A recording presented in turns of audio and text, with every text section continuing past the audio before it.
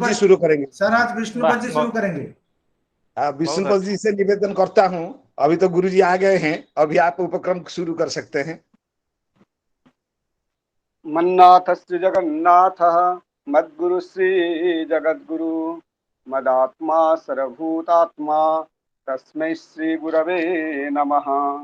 मुखं करोति वाचालं पङ्गुं लङ्घयते गिरिं यत्कृपातमहं वन्दे परमानन्दमाधवम्।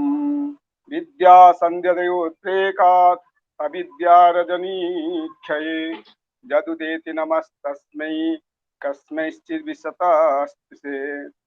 कृष्णाय वासुदेवाय हरये परमात्मने प्रणतः क्लेशनाशाय गोविंदाय नमो नमः। भागवत मकरंद मिलिंद इस ज्ञान यज्ञ एवं भक्ति यज्ञों के आज के ऋत्विज हमारे परम श्रद्धेय गुरु जी, उनके श्री चरणों में प्रणाम करते हुए तथा इसमें सम्मिलित हमारे भक्त वृंद, वैष्णव जनों, सुधीर जनों एवं विद्वत जन सभी के श्री चरणों में सादर प्रणाम करते हुए काल के पाठ्य ग्रंथ के संदर्भ में गुरु जी ने जो हमें उपदेश दिया था उसी संदर्भ में कुछ चर्चा करना चाहता हूँ। विशेषतः हमारे लीला पुरुषोत्तम भगवान श्री कृष्ण जी ने जिस प्रकार पूर्व में मोहिनी रूप को अवधारण करके देवासुर संग्राम में असुरों को मोहित करके देवताओं को अमृत तत्व प्रदान किया था, उसी प्रकार उस मोहन रस से रसान्वित होने के लिए ब्रह्मा जी की जो इच्छा थी, अर्थात ब्रह्मा जी को पूर्व में ही भगवान जी ने भागवत का सारे रस का पान किए थे, फिर भी उसको प्रत्यक्षीकरण करने के लिए भगवान ने ब्रह्मा जी ने एक चाल चलाया, जिस चाल के अंतर्गत उन्होंने भगवान के साथ अरण्य में गए हुए समस्त बछड़े एवं बालकों एवं उनके जो अनुचर अर्थात बालक के साथ जो बच्चे जाते हैं, छोटे छोटे बच्चे कभी मन विनोद के लिए साथ में चले जाते हैं, ऐसे बच्चों को वहां से कैसे अदृश्य बना दिए एवं भगवान को भी उस समय पता न चले, ऐसी मन में आकांक्षा रखते हुए ब्रह्मा जी ने अतर्कित भाव में, जिसको भागवत कार ने लिखा है सहसा शब्द का प्रयोग किया है, तो उसमें संदर्भ में जो है ले लिया, जिससे कि ब्रह्मा जी को ये अभिमान था कि हम भी ऐसे माया से भगवान कृष्ण को भी हम माहित कर देंगे या मोहित कर देंगे जिसे ब्रह्मा जी को पता न चले। किंतु हमारे इस संसार के व इस जगत के जो मायापति वो तो भगवान श्री कृष्ण जी हैं, क्योंकि कल गुरु जी ने भी इसका संदेश दे रहे थे, भगवद गीता की उदाहरण भी दे रहे थे।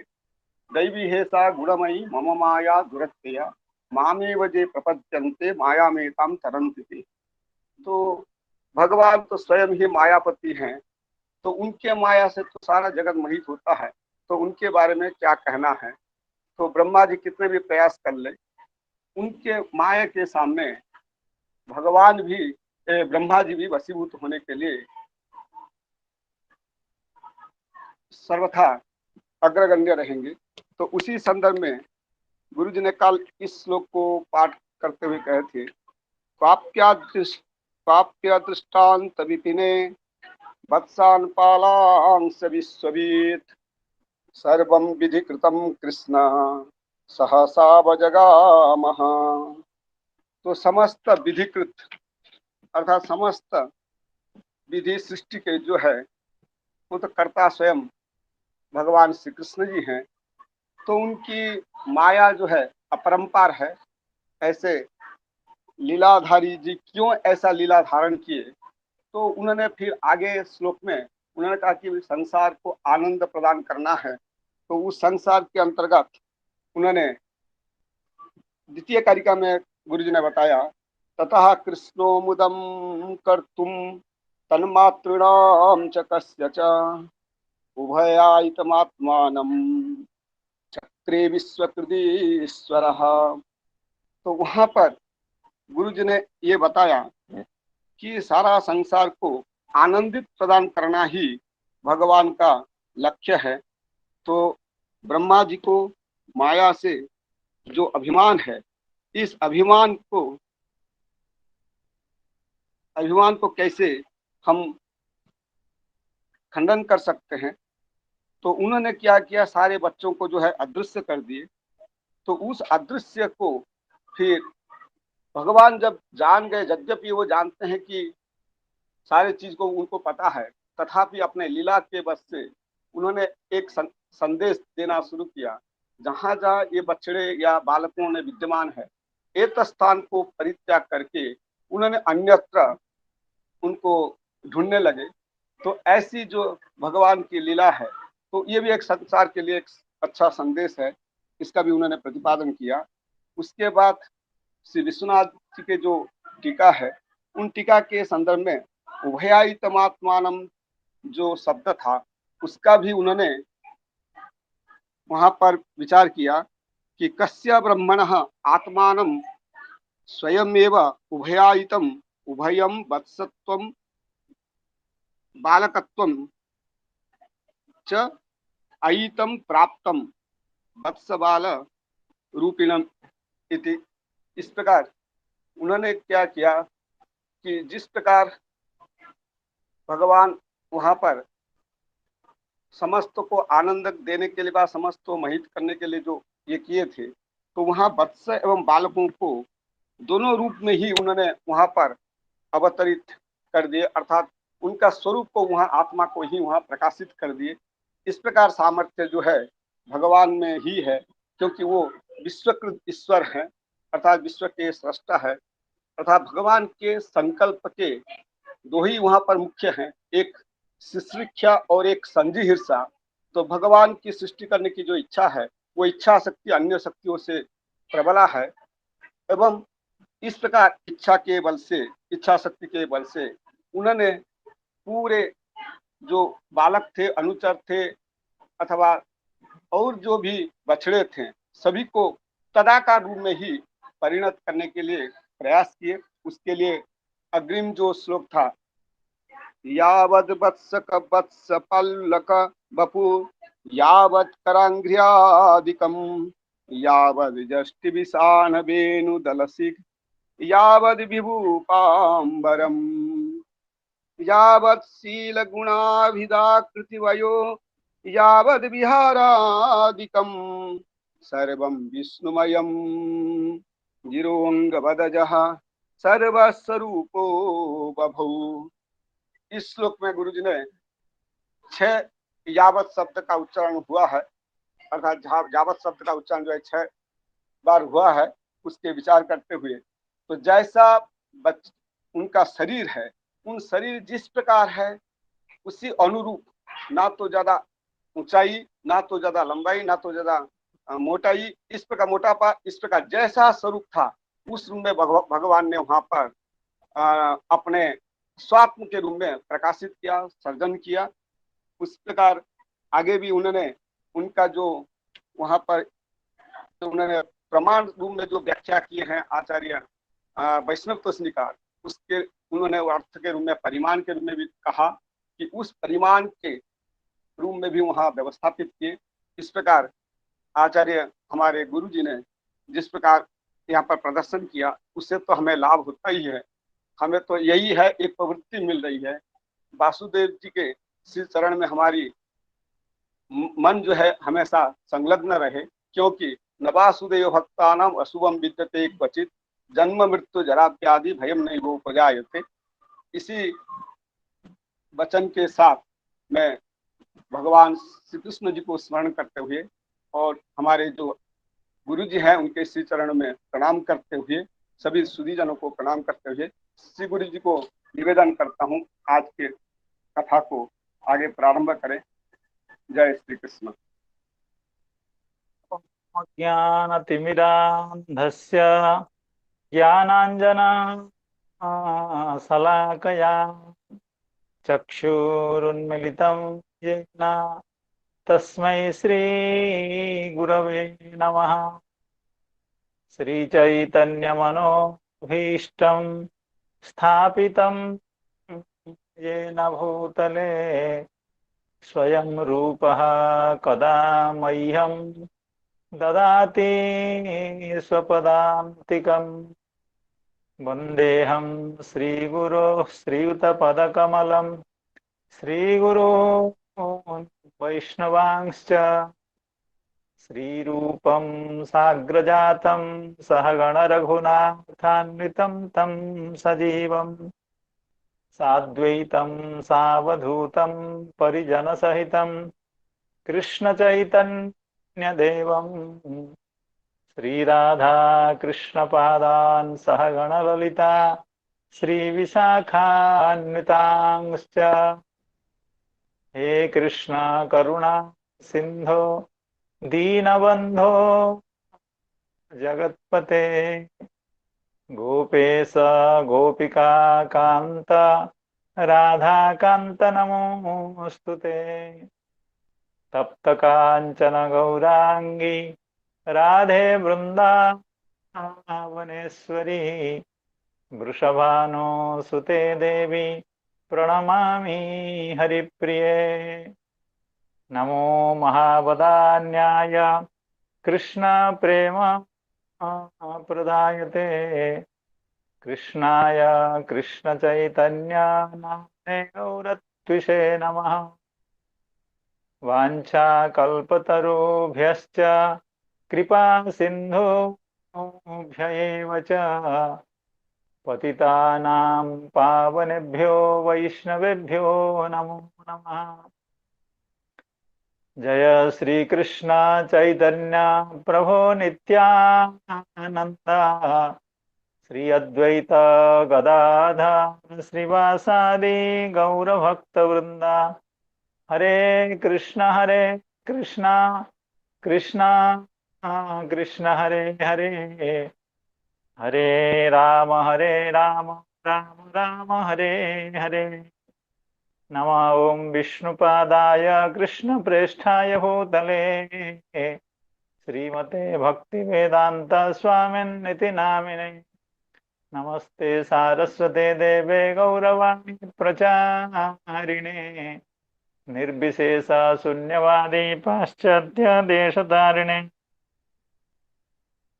आज के इस सायंकालीन कथा सत्र में हम लोगों के साथ जुड़े हुए समस्त संतजनों, भक्तजनों, वैष्णवजनों, विद्वज्जनों, शास्त्रज्ञों एवं श्रीमद् भागवत कथा रसपिपासु सज्जनों के चरणों में मैं बारंबार अपना विनीत प्रणाम निवेदन करता हूँ।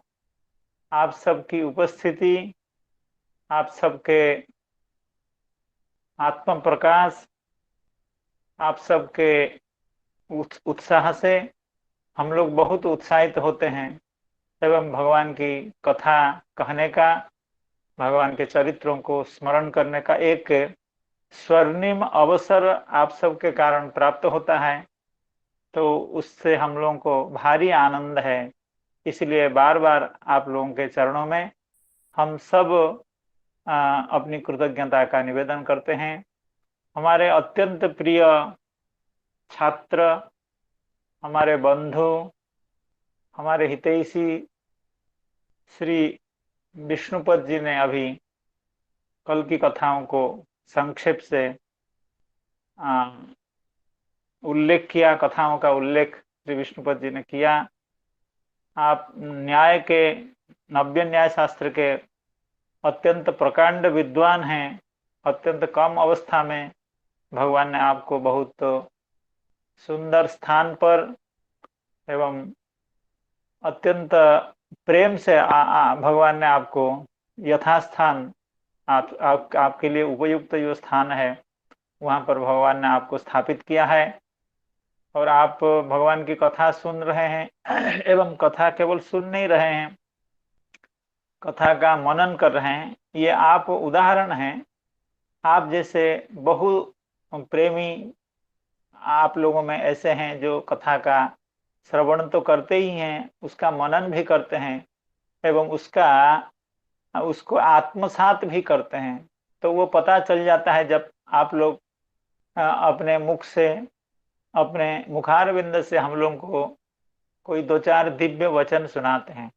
आज जैसे विष्णुपद जी ने बताया तो हमको यह लगने लगा कि हम लोगों का जो यह परिश्रम यह सार्थक हो रहा है, क्योंकि आप तो नैयायिक हैं और नैयायिक लोग ऐसे ऐसे थोड़े कठोर हृदय के हुआ करते हैं, न्याय शास्त्र ऐसा ही है। तो लेकिन आपके हृदय में रस का पूरा संचार हो रहा है, आपके श्लोकों का उच्चारण एवं विषयों का चिंतन एवं भगवान के प्रति धीरे धीरे प्रेम बढ़ने का जो लक्षण दिख रहा है, ये लक्षण सिर्फ आप में नहीं, कई ऐसे कई ऐसे श्रोतृगणों में जो प्रेम निहित हुआ था वो धीरे धीरे प्रकाश में आ रहा है और उसका दर्शन हम लोग कर पा रहे हैं यहाँ बैठ करके। यद्यपि यहाँ आमने सामने होने का कोई मौका नहीं है, लेकिन उस तरह का अनुभव भी हो जाता है कि हम लोग जो कर रहे हैं उसका कुछ फल मिल रहा है कि नहीं। बहुत सुंदर लगा श्री विष्णुपद जी का, जैसे श्लोकों का जब वो उच्चारण कर रहे थे तो मुझे तो अपार आनंद प्राप्त हो रहा था। अर्थात न्याय सिद्धांत मुक्तावली पढ़ाने के बाद हमको जितना हर्ष नहीं हुआ था उससे ज्यादा हर्ष हुआ कि आप भागवत कथा श्रवण करके उसकी पुनरावृत्ति और पद्यों का इतने प्रेम से उच्चारण करते हैं, बहुत अच्छा लगा। तो ऐसे आप लोगों में बहुत सारे प्रेमी हैं जो भगवान की कथा को सुनते हैं एवं उसका चिंतन करते हैं एवं भगवान से प्रेम प्राप्त करते हैं। तो सभी के चरणों में मैं पुनः पुनः बार बार कृतज्ञता पूर्वक प्रणाम निवेदन करते हुए आगे की कथा का थोड़ा बहुत तो निरूपण करने का प्रयास करते हैं। तो हम लोग पहले श्रवण कर रहे थे, चक्रे विश्वकृदीश्वर उभया इतम आत्मान। अर्थात भगवान ने जब देखा और कोई चारा नहीं है और कोई रास्ता नहीं है, क्योंकि ब्रह्मा जी ने तो बछड़ों को, सखाओं को, सभी को चुरा लिया, तो हम ब्रज में जाएंगे तो कैसे मुख दिखा पाएंगे, किस साहस में से ब्रज में जाएंगे। सखाओं की जो माताएं हैं एवं जो गैया हैं जिनके बछड़ों को ब्रह्मा जी ने चुराया है, उनके कैसे उनके आंख से आंख मिला पाएंगे, उनको उनके सामने हम कैसे जा पाएंगे। तो भगवान क्योंकि विश्वकृत है, भगवान जगत के नाथ हैं, सब कुछ करने में समर्थ हैं, तो भगवान के चित्त में ये आया क्यों ना हम ही वत्स के रूप में एवं सखाओं के रूप में परिवर्तित हो जाएं। अब भगवान तो सत्य संकल्प हैं ही, तो उनके सत्य संकल्प होते ही, उनके चित्त में संकल्प का उदय होते ही उतने सारे वत्स एवं उतने सारे सखागण सब बन गए। और ऐसा क्यों किए भगवान ने ना, ततः कृष्ण मुदम कर्तुम तन्मातॄणाम च कस्य च। अर्थात मुख्य तौर पर इन तीनों को परम आनंद देने के लिए तन्मातॄणाम, और मातृनाम का मतलब हो गया गोपियों का एवं गौओं का, ये दोनों माताएं हैं, बछड़ों की माताएं हैं और सखाओं की माता हैं। और कस्य च, और श्री ब्रह्मा जी को विस्मय समुद्र में डुबा डुबा करके उनका आनंदित करना चाहते हैं। प्रेम के समुद्र में ब्रह्मा जी को भगवान डुबाना चाहते हैं, उनको प्रेमानंद का परम आस्वाद कराना चाहते हैं। इसलिए ये तो उस समय का साक्षात प्रयोजन है, माताओं को आनंद देने के लिए ब्रह्मा जी को आनंद ले। लेकिन देखिए, जब से यह ग्रंथ प्रकाश में आया है, श्रीमद् भागवत ग्रंथ, जो कि भगवान नंदनंदन से अभिन्न स्वरूप है, तब से कितने लोगों को कितना आनंद देते हैं आज तक। अगर ऐसे ऐसे प्रसंग, ब्रह्म मोहन आदि प्रसंग जैसे प्रसंग अगर नहीं हुए होते, उसको श्री जीव गोस्वामी पाद, श्री श्रीधर स्वामी पाद, श्री चक्रवर्ती ठाकुर एवं वल्लभाचार्य प्रभृति दिग्गज बड़े बड़े भगवान के प्रिय भक्त अगर निरूपण नहीं किए होते तो हमारे हाथ क्या लगता, हमको आनंद कहाँ से मिलता। जिन लोगों को अखबार पढ़ने में मन नहीं लगता है, जो टीवी देखने में आनंद प्राप्त नहीं करते हैं, जिनको भक्ति का संस्कार है, जिनको आध्यात्मिकता संस्कार है, तो उनको आनंद कहाँ मिलेगा अगर भगवान ऐसे दिव्याति दिव्य लीला न करें तो इसलिए केवल माताओं के ऊपर कृपा करने के लिए, श्री ब्रह्मा जी के ऊपर कृपा करने के लिए भगवान इस तरह की लीलाओं का विकास किया, प्रकाश किया, ऐसा नहीं है। हम सब के ऊपर भगवान की अहेतु की कृपा है, क्योंकि हम सब भगवान के प्रिय हैं, हम सब भगवान के संतान हैं। हम लोगों को भी विषय विमुख करके अपनी ओर आकृष्ट करने के लिए भगवान ने ये सारी लीलाएं की हैं। तो अब जैसे विष्णुपद जी बता रहे थे कि भगवान जब अपने को बालकों के रूप में यानी अपने सखाओं के रूप में एवं बछड़ों के रूप में परिवर्तित कर दिया, एवं भगवान बुलंदी से अब ब्रज में लौटेंगे, कोई डर नहीं, कोई संकोच नहीं, बड़ा आनंद है।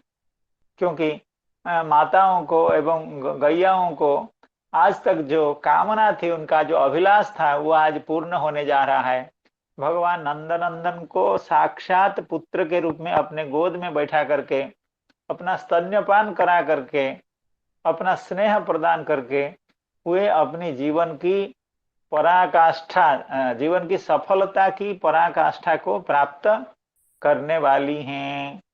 अब ब्रह्मा जी भी आनंद समुद्र में हिलोड़े लेकर के अत्यंत आनंद विभोर होने वाले हैं। यावत् वत्सप वत्सकाल्पक बपुर यावत् करांघ्रियादिकम यावद यष्टि विषाण वेणुदलसिग यावद विभूषाम्बरम यावच्छीलगुणाभिधाकृति वयो यावद्विहारादिकम् सर्वं विष्णुमयं गिरोङ्गवदजः सर्वस्वरूपो बभो।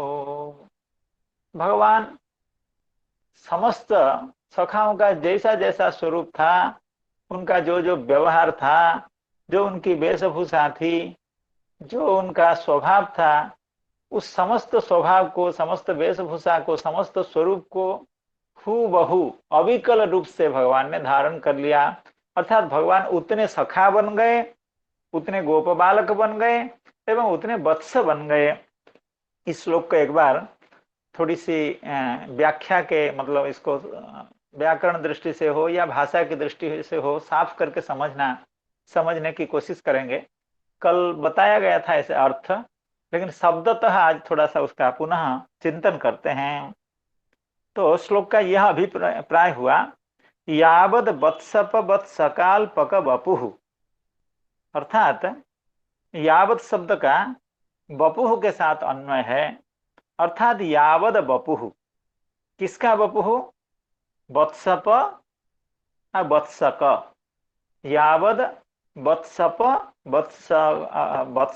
वत्सक, अर्थात वत्सकों के, वत्सपों के एवं वत्सकों के, कुछ व्याख्याकार कहते हैं उनके जितने अल्प का वपु, क्यों ये सब छोटे छोटे ही थे, जितने गोवत्स थे वो छोटे ही थे और भगवान के सखा जो थे वो भी छोटे ही थे। तो बहुत लोग इसकी ऐसी व्याख्या करते हैं कि वत्सप एवं वत्सपों का, यावत वत्सप वत्सक, हाँ, वत्सप एवं वत्सकों का अर्थात बछड़ों का, वत्सपों का एवं वत्सकों का जो अल्प वपुः, अल्प यावत वपुः, यावत पदार्थ का अन्वय वपुः पदार्थ के साथ होगा। अर्थात बछड़ों का एवं सखाओं का छोटा छोटा जितना वपुः था, अर्थात उनके जितने शरीर थे, अर्थात जितने बच्चे थे एवं जितने बालक थे, एवं यावत करांघ्रियादिकम, एवं जितने उनके कर और अंघ्रि थे। कहने का मतलब है कर और अंघ्रि का संबंध किससे है? वत्सप एवं वत्सक के साथ है। अर्थात वत्सप एवं वत्सकों के यावत कर था, यावत अंघ्रि था, यावत नासिका थी, यावत कर्ण थे, इतना इत्यादि इत्यादि। तो यहाँ यावत शब्द का अर्थ है यत परिमाणक। पहले यावत शब्द का अर्थ है संख्या, अर्थात जितनी संख्या में छोटे छोटे शरीर थे, किसके? वत्सपों के एवं वत्सों के। एक तो यह अर्थ हो गया। आगे कह रहे हैं उन्हीं वत्सपों के, उन्हीं वत्सकों के जितने परिमाण के कर और अंघ्रि प्रभृति थे, अर्थात उनके जैसे छोटे छोटे हाथ थे, छोटे छोटे पैर थे, उसी तरह से। और यावद यष्टि वेणु विशाल, यहाँ यावत शब्द का अर्थ है प्रकार, अर्थात यत प्रकार का वेणु, अर्थात जिस तरह का वेणु, जिस तरह का यष्टि, जिस तरह का विषाण, जिस तरह का सिख जिसके पास था, उसी सर्व रूप में भगवान बन गए। आगे भी इसी तरह की बात है, यावद विभूषांबरम इत्यादि इत्यादि। यहाँ भी यावद विभूषांबरम, यावत शब्द का यत प्रकार का विभूषा, इसको जीवो स्वयंपाद आगे कहेंगे। तो मतलब यह हुआ वत्सप एवं वत्सकों के अल्प जितने बपू थे सर्वस्वरूपो बभौ, अर्थात तावत स्वरूपो बभौ, ऐसा भी उसका पाठ है या व्याख्याकार लोग। सर्वस्वरूपो बभौ, यहाँ पर तावत स्वरूपो बभौ, अर्थात यावत शरीर था, यावत यष्टि वेणुआदि था, अर्थात जिस तरह से, जिस प्रकार का, जितनी संख्या में, जिस परिमाण के था, भगवान साक्षात उतने परिमाण में, उतने स्वरूप में अपने को प्रकाशित कर दिए। अब श्री जीवो स्वयंपाद की व्याख्या हम लोग कल श्रवण कर रहे थे, थोड़ा सा ही अध्ययन हुआ था, उसको एक बार फिर से पढ़ लेते हैं। तदेव प्रपंचयति यावदिति, यावत शब्देन अत्र, अर्थात इस पद्य में जो यावत शब्द है यथास्थानम, अर्थात यावत शब्द क्योंकि कई जगह पर प्रयुक्त हुए हैं, 6 जगह पर प्रयुक्त हुए हैं, इसलिए यथास्थान यावत शब्द का अर्थ है संख्या प्रमाणादिकम, अर्थात कहीं तो संख्या अर्थ है, कहीं प्रमाण अर्थ है, प्रमाण का मतलब परिमाण, और कहीं प्रकार भी अर्थ है। और आदि शब्द से प्रकार अर्थ को लेना चाहिए। अर्थात मुख्य तौर पर यावत शब्द का यहाँ 3 तरह का अर्थ है। ततश्च यावत संख्यानि वत्सपानाम वत्सकानाम च तथा तेषाम अल्पकानाम वत्सपानुचर बालानाम वपुंसी तावत इत्यर्थ। तो यहाँ पर यावत वत्सप वत्सकाल पक वपुर, यहाँ तक इस अंश में जो यावत शब्द है उसका अर्थ है संख्या। आगे श्री जीव स्वयंपाद बता रहे हैं एवं यावंती यत प्रमाणानि करांघ्रियादीनि, तो यावंती का मतलब है यत प्रमाणानि, अर्थात यत परिमाणकानि, अर्थात जिस आकार का कर एवं अंघ्रि प्रवृत्ति उनका हुआ करता था, सखाओं का हुआ करता था, बछड़ों का हुआ करता था, जिस बछड़े का जैसा पुच्छ हुआ था ये सर्व स्वरूप को, तावत स्वरूप को भगवान ने धारण कर लिया। क्योंकि भगवान को अब प्रकाशित करना है कि मैं ही श्रीदाम हूं, मैं ही सुबल हूं, मैं ही, और भगवान के जितने सखे हैं मैं ही वही हूं, एवं एवं एवं जो बछड़े हैं वे भी वही बछड़े हैं, अर्थात वे भी यद्यपि भगवान ही श्रीदाम बन गए हैं, भगवान ही सुबल बन गए हैं, तो भगवान को यह दिखाना था कि यद्यपि मैं हूं लेकिन मैं उस सुबल से, उस श्रीदाम से कोई दूसरे स्वरूप का नहीं हूं, अतिरिक्त नहीं हूं। अर्थात मुझे आप जब दर्शन कर रहे हैं उसी सुदाम के रूप में, उसी श्रीराम के रूप में, सुबल के रूप में आप दर्शन करेंगे। इस संकल्प से भगवान ने अपने को तावत स्वरूपो बभौ। तो यहाँ यावंती यत् प्रमाणानि करांघ्रियादीनि तावत इत्यर्थः। तो यहाँ यावत शब्द का अर्थ हो गया प्रमाण, प्रमाण ने परिमाण।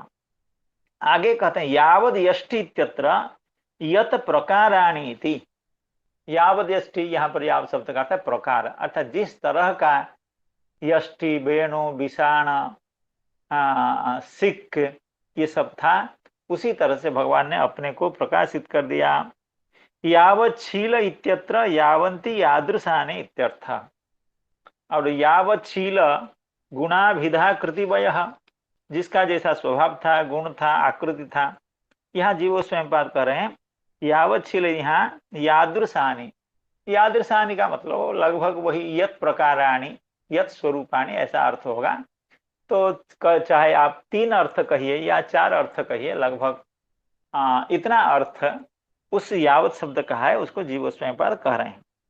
तत्र, अब इस श्लोक में यावत शील गुणाभिधा कृतिवयः, इन शब्दों का अर्थ प्रकाश कर रहे हैं। शील क्या चीज है, गुण क्या चीज है, आकृति क्या है, वयः क्या है, उसको जीव गोस्वामी पाद अपने हिसाब से उसका अर्थ वर्णन करते हैं। तत्र शीलम सुस्वभाव, अर्थात जिस बालक का, जिस बछड़े का जैसा सुस्वभाव था, भगवान अपने को उस स्वभाव विशिष्ट, उस बालक के रूप में, उस स्वभाव, उन स्वभाव विशिष्ट उस बछड़े के रूप में अपने को प्रकाशित कर रहे हैं।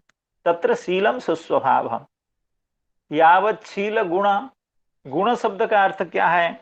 गुण है उत्कर्ष हेतवः शिक्षा विशेषाः।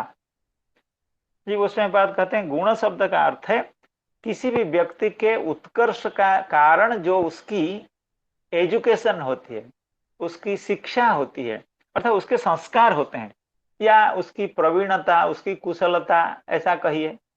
तो व्यक्ति की उत्कर्ष के, उत्कृष्टता के कारण, उत्कृष्टता का कारण जो शिक्षा है, वो शिक्षा है गुण। गुणास्तु उत्कर्ष हेतवः शिक्षा विशेषा। और अभिधा क्या क्या मतलब है? यावत शील गुणाभिधा, अभिधा शब्द का अर्थ है वाणी। तत्तत् नामाभिनिवेशो वा, अभिधा शब्द का अर्थ है वाणी यानी नाम में अभिनिवेश। देखिए, किसी का स्वरूप को धारण करके वैसे बन जाना, ये कोई बहुत बड़ी बात नहीं है। आप किसी भी मेकअप करने वाले के पास जाइए कि हमको रावण का स्वरूप बना दीजिए, तो आपको तुरंत रावण बना देगा। हमको राघवेंद्र का स्वरूप बना दीजिए, श्री राम का स्वरूप बनाइए, तो बना देगा। हमको नंदनंदन का स्वरूप बना देगा। लेकिन यहाँ जैसे जीव उसमें बात करें, वाणी शब्द का अर्थ है कि अभिधा में अभिमान, अभिधा वाणी तत्तत् नामाभिनिवेश, अर्थात नाम में अभिनिवेश। जैसे हम लोग बाल्यकाल से हम लोगों को अपना अपना एक एक नाम है। मेरा नाम नरोत्तम है, श्रीपाद हरिकृष्ण प्रभु हैं, विष्णुपद जी हैं, भागीरथ जी हैं, अवनिंद्र जी हैं। तो ये एक एक प्रत्येक व्यक्ति का एक नाम होता है, और उस नाम के प्रति उस व्यक्ति का एक अभिनिवेश हो जाता है। अभिनिवेश का मतलब उस नाम के साथ उसका एक बहुत बड़ा नाता बन जाता है, अर्थात एक तादात्म्य उस नाम के साथ हो जाता है। तो इसलिए हमको कोई हमारा नाम लेकर के बुलाता है, हम तुरंत उसको सुनते हैं, या सचेतन हो जाते हैं, या उसको जवाब देना चाहते हैं, उसको यस या हाँ ये सब करना चाहते हैं। इसी को कहते हैं नाम में अभिनिवेश। तो अब किसी भी दुष्ट व्यक्ति को हम लोगों ने उसका बाह्य स्वरूप को देख करके उसको अगर श्री राघवेंद्र सरकार का स्वरूप उसको बना दिया, उसको भगवान राम बना दिए, तो वो व्यक्ति, उसका कोई दूसरा नाम है, उसका नाम है श्याम। तो अगर उसको कोई राम कह करके बुलाएगा तो तुरंत वो सावधान नहीं हो पाएगा नाम को सुन करके, क्योंकि उसको राम नाम में अभिनिवेश नहीं, उसको श्याम नाम में अभिनिवेश, क्योंकि उसका बाल्यकाल से उसका नाम है श्याम। तो अभी वो राम बना है ड्रामा के लिए, तो अभी अगर उसको राम का कोई बुलाता है तो इतनी जल्दी वो सतर्क होकर के उसका प्रत्युत्तर या उसकी सावधानी नहीं हो सकती है, सतर्कता नहीं आ सकती। लेकिन भगवान के साथ ऐसे बात कहाँ है। देखिए, भगवान ड्रामा तो करते हैं, जैसे श्री चक्रवर्ती बात कह रहे थे कि भगवान इस लीला में ड्रामा करते हैं, लेकिन वो ड्रामा किसके साथ? वो ड्रामा केवल केवल ब्रह्मा जी के साथ। जैसे 1 साल तक भगवान अपने सखा बन करके गोपियों के साथ रहे, या बछड़े बन करके गौओं के साथ रहे, तो वहां भगवान नाटक नहीं करते हैं, वो लीला यथार्थ है। तो जब भगवान की यह लीला यथार्थ है, तो जिस जिस नाम को भगवान स्वीकार करते हैं, सुबल बन जाते हैं, श्रीदाम बन जाते हैं, तो उस नाम में भगवान का केवल स्वरूप में अभिनिवेश नहीं है, भगवान उस स्वरूप में प्रकाशित होते हों ऐसी बात नहीं है, तत्त नाम में भगवान का अभिनिवेश भी है। अर्थात जब भगवान घर में होते हैं सखा के रूप में, तो उस सखा के नाम लेकर के ही बुलाएंगे। कोई कन्हैया कह करके तो बुलाएगा नहीं घर में, तो उसको श्रीराम सुबल कह करके बुलाएंगे। जब ऐसा नाम लेकर के कोई पिता माता बुलाते हैं, तब भगवान तुरंत जवाब देते हैं, हाँ यस, ये सब कह करके। क्यों? तत्त नामों में भगवान का अभिनिवेश है, इसलिए कहा गया यावत शील गुणाभिधा। तो अभिधा शब्द की इस तरह की व्याख्या श्री जी उसमें पाठ करते हैं, अभिधा वाणी तत्त नामाभिनिवेशो भा। और आकृति ही, आकृति तो है ही, तत्त आकार में भगवान परिणत हो गए। और द्वितीय आदि शब्दात, इस पद्य में 2 आदि शब्द हैं। हाँ, करांघ्रियादिकम ये एक आदि शब्द है। अब यावद विहारादिकम, अर्थात जो सखा जैसे विहार करता था, उसके खेलने का, बैठने का, दौड़ने का, बात करने की जो स्टाइल थी, उसी स्टाइल से, उसी तरीके से, उसी स्वभाव से, उसी तरह से भगवान माता पिता के साथ व्यवहार करते हैं। तो यह जो द्वितीय आदि शब्द है विधाकृति, यावद विहारादिकम, यह जो आदि शब्द है, द्वितीय आदि शब्दात पितृमातृषु व्यवहरणम, अर्थात पिताजी के प्रति, अर्थात सखाओं के जो पिताजी, सखाओं के जो माता हैं, सखाओं के जो बहिनें हैं, उनके प्रति भगवान जब व्यवहार करेंगे, स्वरूपतः तो सखा बन गए हैं, स्वरूप तो श्रीदाम सुबल बन गए हैं, लेकिन उसके साथ अपने पिता माताओं के साथ व्यवहार करना ये कोई आसान काम नहीं। स्वरूपतः बन जाना और मातृवत पितृवत स्वस्त्रीवत व्यवहार करना, ये भी भगवान बहुत अच्छी तरह से भली भांति ऐसा कर रहे थे। तो पितृमात्रादिषु व्यवहरणम पूर्वाचरित स्मरणादिकम, ये तो सबसे बड़ा कठिन काम है।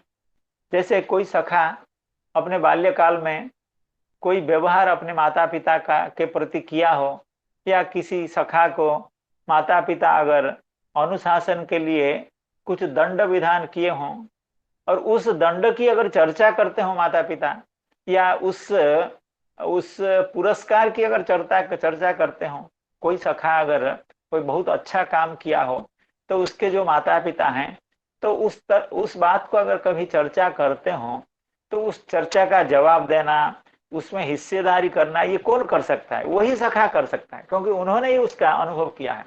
लेकिन भगवान जो सर्वसमर्थ हैं, जो परब्रह्म परात्पर परमेश्वर हैं, उनके लिए यह तो बाएं हाथ का खेल है। तो इसलिए वे भी उस सखा का माता पिता के प्रति जो व्यवहार, या माता पिता के साथ जो बर्ताव, या पूर्वाचरित स्मरण, पहले क्या क्या घटना, कभी कोई बड़ी घटना हुई थी उसको स्मरण करना, उसका श्रवण करना, उसका बखान करना, ये सब भगवान बहुत बखूबी इसका निर्वाह सब कर रहे थे। तावत तत्तत् सर्वम अजः एव बभू, तावत यावच्छीलगुणाभिधा कृतिवयो यावद्विहारादिकं सर्वं विष्णुमयं गिरोंगवदजः सर्वस्वरूपो बभौ। तो अजः अर्थात भगवान नंदनंदन सर्वस्वरूप में प्रकाशित हो गए, समस्त सखाओं के रूप में, समस्त गोवत्स के रूप में, एवं सखाओं के जो अनुगत थे, जो अल्पक हैं, जिनकी व्याख्या श्री जी वो स्वयं पाद कह रहे थे, उनके रूप में भगवान प्रकाशित हो गए। या क्योंकि भगवान अजह हैं, यतः सर्वम तच्च अन्यच्च प्राकृता प्राकृतम वस्तु स्वरूपम अर्थात स्वात्मकम यस्य सह, क्योंकि भगवान सर्वस्वरूप होते ही हैं। भगवान सर्वस्वरूप हो गए ऐसी बात नहीं है, भगवान तो सर्वस्वरूप हैं, लेकिन सर्वस्वरूप के रूप में प्रकाशित किया। आज भगवान अपने को सखा के रूप में प्रकाशित कर रहे हैं, भगवान अपने को वत्स के रूप में प्रकाशित करते हैं। भगवान तो वत्स रूपी हैं, क्योंकि संसार का कोई भी पदार्थ वो भगवत स्वरूप है, चाहे साक्षात भगवत स्वरूप हो या भगवान की जो त्रिगुणात्मिका शक्ति है उसके स्वरूप हो। तो जगत तो भगवान से अभिन्न है, यद्यपि जगत भगवान से भिन्न भी है तो अभिन्न भी है। तो जिस पक्ष में जगत भगवान से अभिन्न है तो उस पक्ष में जगत तो भगवत स्वरूप है, लेकिन भगवान अपने को आज जगत के स्वरूप में यानी सखाओं के स्वरूप में, बछड़ों के स्वरूप में प्रकाश कर रहे हैं, प्रकाशित कर रहे हैं। तत्तु सर्वम कीदृशम, सर्वम विष्णुमयम गिरोंग वदजः सर्वस्वरूपो बभौ। हाँ बभौ, तो सर्वम कीदृशम ना विष्णुमयम, ये जगत विष्णुमय है, विष्णु से अभिन्न है, विष्णु से भिन्न है एवं विष्णु से अभिन्न है।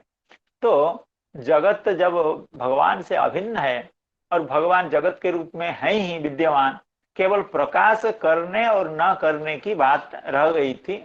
आज अब भगवान समस्त सखाओं के रूप में एवं समस्त वत्सों के रूप में अपने को प्रकाशित किया। कीदृशम विष्णुमयम भगवदात्मकम, अर्थात आत्मा ज्ञानमय शुद्ध इत्यत्र स्वरूपेपि मयट दर्शनात् सर्वम विष्णुमयम गिरोंग वदजः। तो विष्णुमय, ये जो मयट प्रत्यय हुआ है, ये किस अर्थ में मयट प्रत्यय हुआ है, इसको श्री जीव स्वयं पाद कह रहे हैं। जैसे ऐसा भी कहा गया है, आत्मा ज्ञानमय शुद्ध देहो मांसमयो शुचि तयो रैक्यम प्रपश्यन्ति किम ज्ञानम अतः परम।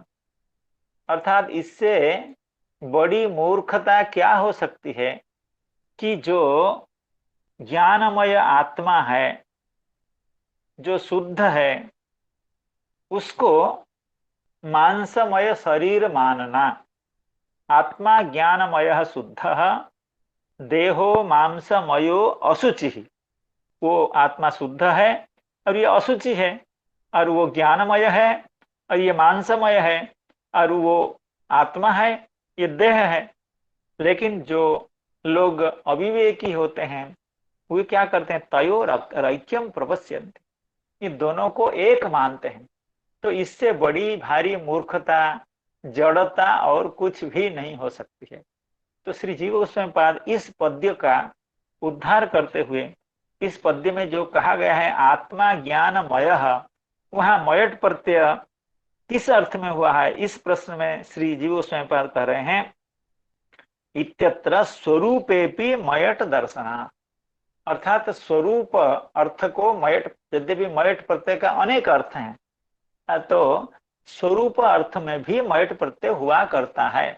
जैसे आत्मा ज्ञानमय शुद्ध, ज्ञानमय माने ज्ञान स्वरूप आत्मा, उसी तरह से यहाँ पर भी सर्वम विष्णुमयम गिरोंग वदजः यहाँ विष्णुमय शब्द में जो मयट प्रत्यय है उसका अर्थ है स्वरूप, यानी सर्व विष्णु स्वरूप है। अर्थात भगवान के समस्त सखा एवं समस्त गोवत्स ये सब विष्णु स्वरूप हो गए। श्री भगवदात्मकम आत्मा ज्ञानमय शुद्ध इत्यत्र स्वरूपेपि मयट दर्शनात् व्यापकत्वापेक्षया विष्णु शब्दः सर्वम विष्णुमयम। तो विष्णुमय, यहाँ जो विष्णु शब्द, सर्वम कृष्णमयम ये भी कह सकते थे, सर्वम हरिमयम या भगवतमयम, ये सब अन्य अन्य शब्द, नारायणमयम ये कह सकते थे। लेकिन विष्णुमयम कहने का अर्थ है, विष्णु शब्द का अर्थ है व्यापकता। तो व्यापकत्वापेक्षया विष्णु शब्द अतो अतो यद्गतम भवच्च भविष्यच्च इत्यादि श्रुतेश्च अनंत अनंत इति अनंत इत्याख्यानाच्च। हाँ, तो श्रुति में ऐसा कहा गया है कि यद्गतम भवच्च भविष्यच्च, अर्थात भगवान गत हैं, भगवान भवत हैं एवं भगवान भविष्यत हैं। अर्थात त्रिकाला बाधितत्व भगवान में है। भगवान थे, भगवान हैं एवं भगवान रहेंगे। भगवान की सत्ता सार्वकालिकी है। भगवान भगवत स्वरूप किसी भी काल में बाधित नहीं होता है। तो यह जो कहा गया है, और अनंत इति आख्यानाच्च, और भगवान का एक नाम यह अनंत है।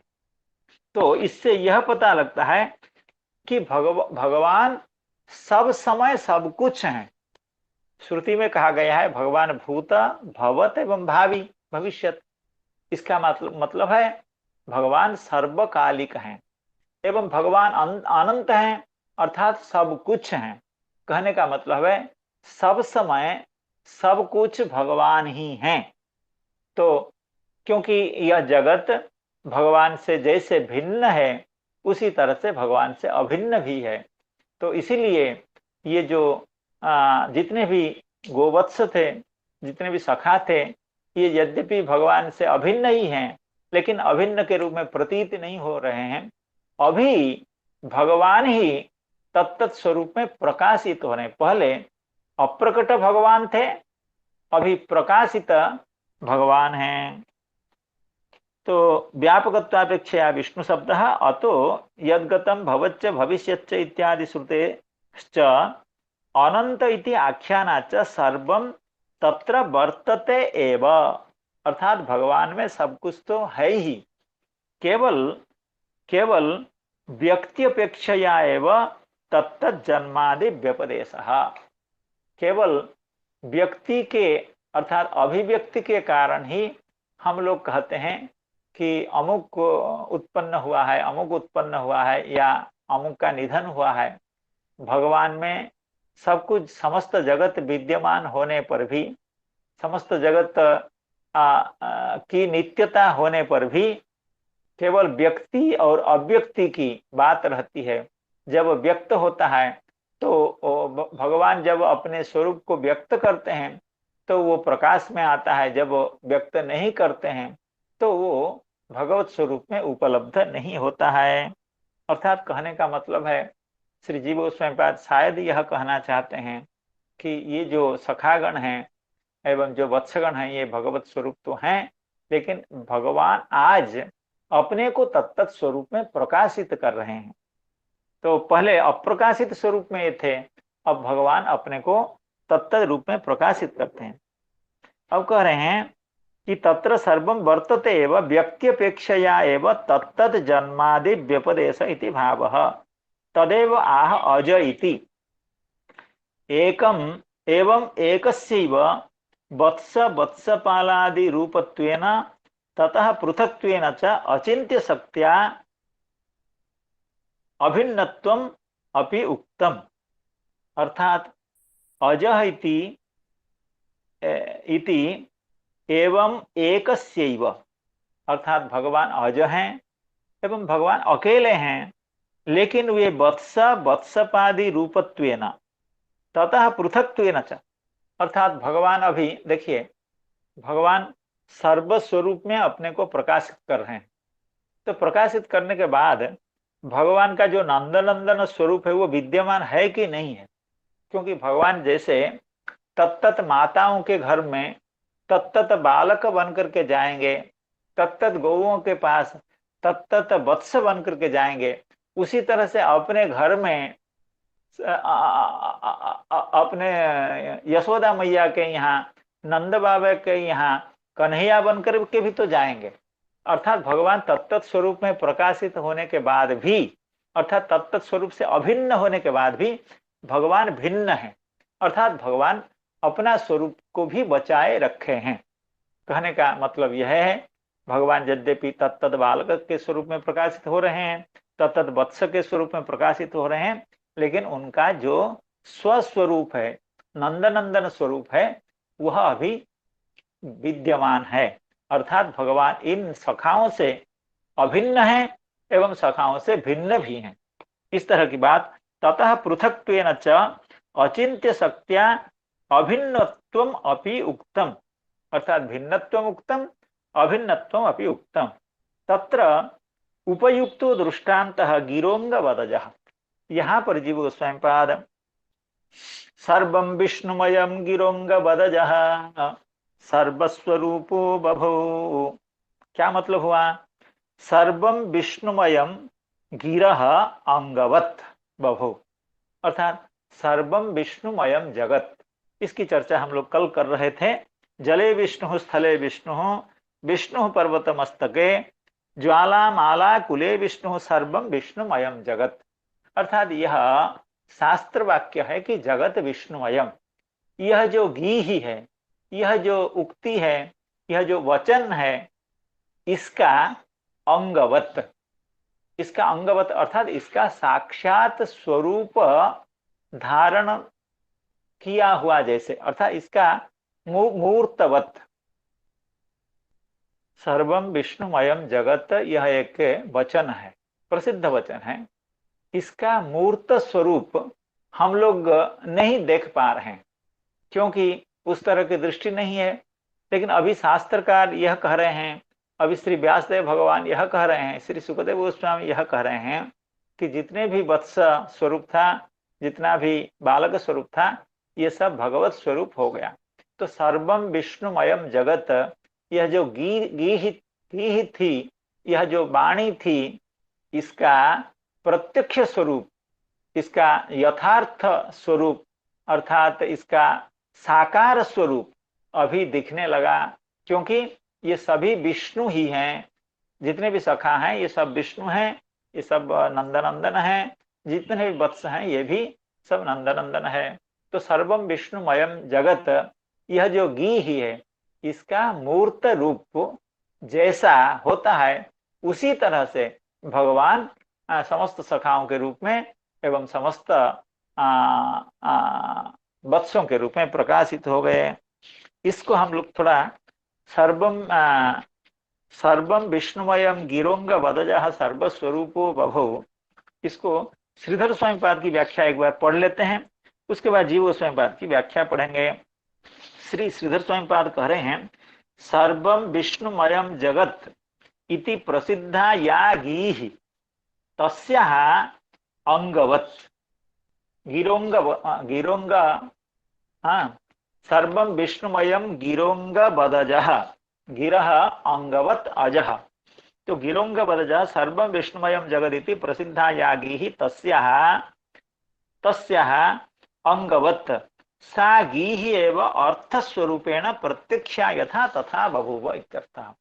जैसे ऐसा लग रहा है कि यह जो गीही है, यह जो वचन है, यह जो उक्ति है, वो यथार्थ स्वरूप में आज प्रकाशित हो रहा है, क्योंकि भगवान समस्त बछड़ों के स्वरूप में, समस्त सखाओं के स्वरूप में अपने को प्रकाशित कर रहे हैं।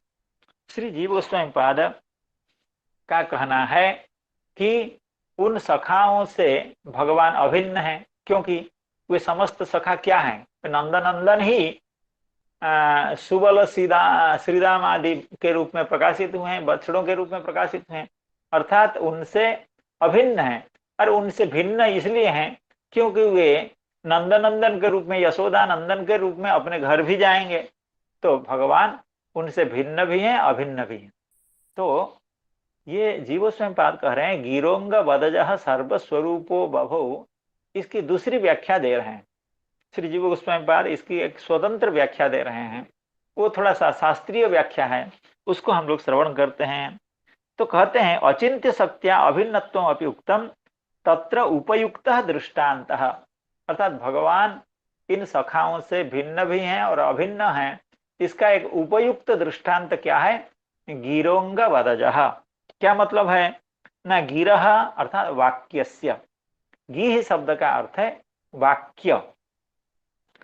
तो उसका जो अंग, वाक्य का अंग क्या होता है ना? श्री जीव गोस्वामी पाद कह रहे हैं सुप्तिंग तिंग सुप अंत चय लक्षणस्य अंगम, अर्थात वाक्य किसको? सुप्तिंग चयो, सुप्तिंग अंत चयो वाक्यम, वाक्य का लक्षण है वाक्यम पद समूह।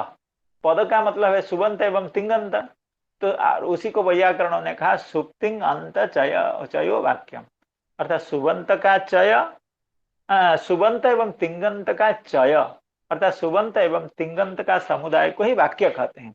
तो ये हो गया गी शब्द का अर्थ है वाक्य। उसका जो अंग है, उसका अंग कौन है ना? कर्तृ कर्मादि पद, कर्तृपद है, कर्म पद है, क्रियापद है इत्यादि, ये सब ये गीह के अंग, गीह के अंगवत, अंगवत यथा तद्वत इति। क्या मतलब हुआ?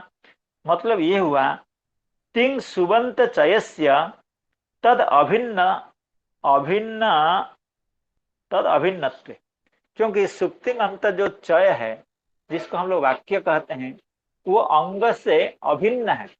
अर्थात सुप्तिंग अंत का मतलब है पद, पदों का चय यानी समुदाय, वो है वाक्य, और वो इन पदों से अभिन्न है। अर्थात जैसे एक उदाहरण देते हैं, शक्कर का जो चय है यानी चीनी का जो चय है, वो चीनी से भिन्न है कि अभिन्न है? नैयायिक इसको भिन्न कहें भले, लेकिन कोई ये तो नहीं कहेगा चीनी का चय जो है वो चीनी नहीं है। अर्थात वो चीनी का चय या किसी भी पदार्थ का, पत्थरों का चय जैसे पत्थर से अभिन्न होता है, उसी तरह से सुबंत एवं तिंगंत का जो चय है, वाक्य है, वो उससे अभिन्न होता है। किससे? न सुबंत से एवं तिंगंत से, क्योंकि चय उसके अवयव से अभिन्न होता है। तो सुप्तिंगंत चयस्य तद अभिन्नत्वे श्री भगवतश्च तद भिन्नत्वेनापि स्थितत्वे, अर्थात श्री जीव गोस्वामी पाद का कहना है यद्यपि भगवान से ये सब अभिन्न है, क्योंकि सखागण एवं वत्सगण ये सब भगवान ही हैं, अभिन्न है, लेकिन उससे भिन्न रूप में भी भगवान स्थित हैं। तो श्री भगवतश्च तद भिन्नत्वेनापि स्थितत्वे दृष्टांतो अयम उपचारात्, अर्थात यह जो दृष्टांत दिया गया है यह औपचारिक दृष्टांत है, क्योंकि यहाँ सुप्तिंगंत चय जो होता है वो सुबंत एवं तिंगंत से अभिन्न होता है, लेकिन भगवान जो हैं वे ये समस्त सखाओं से, यद्यपि सखा सब भगवान ही हैं, उससे भगवान भिन्न भी हैं और अभिन्न भी हैं। इसलिए यह जो उदाहरण दिया गया है गिरोंग वदजः, यह औपचारिक उदाहरण है। सही अर्थ में यहाँ अभेद, केवल अभेद की प्रतिपत्ति होती है, लेकिन भगवान के स्थल में सखाओं से भगवान का भिन्नत्व की प्रतिपत्ति होती है और अभिन्नत्व की प्रतिपत्ति होती है। इसलिए यह जो उदाहरण है यह औपचारिक उदाहरण है। तो इस तरह से श्री जीव गोस्वामी पाद ये गिरोंग वदजः सर्वस्वरूपो बभौ, इस अंश की व्याख्या कुछ दूसरे ढंग से करके इस तरह का अर्थ का प्रतिपादन कर रहे हैं। एक ये भी हो सकता है कि सुप्तिंगंत चय जो है वो वाक्य है, लेकिन उससे अलग भी सुबंत एवं तिंगंत की स्थिति है कि है? नहीं है, है। तो जैसे वाक्य से अलग भी सुबंत एवं तिंगंत की स्थिति होती है, तो उस तरह से भी भगवान की इन सखाओं से पृथक रूपेण, समस्त वत्सों से भी पृथक रूपेण स्थिति होती है। इस तरह का भी समाधान हम लोग कर सकते हैं। लेकिन वैयाकरण लोग तो कहेंगे पदेन वर्णा विद्यन्ते वर्णे स्वयवान च वाक्यात पदानाम अत्यंतम प्रविवेको न कश्चन। वैयाकरण लोग कहते हैं कि ये पद और वर्ण ये वाक्य से अतिरिक्त नहीं होते हैं। तो इस तरह की बात जब कही जाएगी तब श्री जीव गोस्वामी पाद कर रहे हैं, इसलिए ये औपचारिक दृष्टांत है, क्योंकि भगवान जैसे सखाओं से अभिन्न है उसी तरह से भिन्न है। बहुत शास्त्रीय बातें श्री जी बताई जा रही हैं। यावद वत्सप वत्सकाल्पक वपुर यावत करांघ्र्यादिकम यावत यष्टि विषाण वेणु दलसिग यावद विभूषांबरम यावच्छील गुणाभिधाकृति वयो यावद विहारादिकम सर्वं विष्णुमयं गिरोंगपदजः सर्वस्वरूपो बहु।